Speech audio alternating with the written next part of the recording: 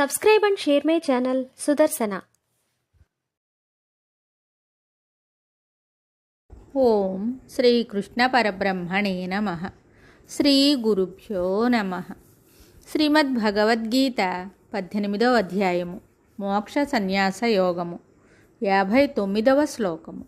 శ్రీ భగవానువాచ యద్యహంకారమాశ్రిత్య నయోత్స్య ఇతి మన్యసే మిథ్యైష వ్యవసాయస్తే ప్రకృతిస్త్వాం నియోక్ష్యతి.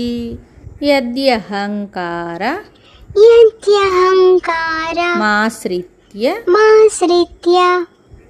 నయోత్స్య ఇతి మన్యసే మిథ్యైష వ్యవసాయస్తే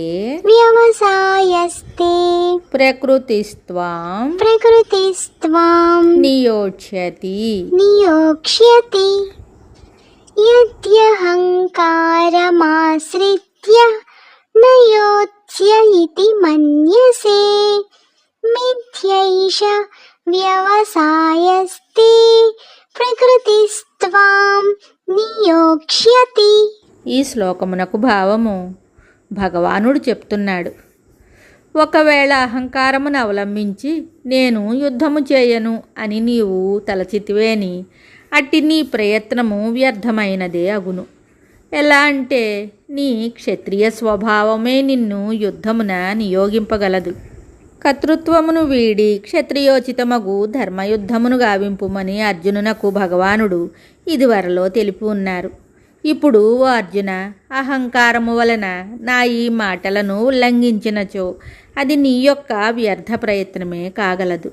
ఎలా అంటే నీ క్షత్రియ సంబంధ ప్రకృతియే స్వభావమే బలాత్కారముగా నిన్ను యుద్ధమున దింపగలదు అని భవిష్యత్ జ్ఞానము గల పరమాత్మ చెప్పారు. మరి ఒక శ్లోకముతో మళ్ళీ కలుద్దాం. శుభం.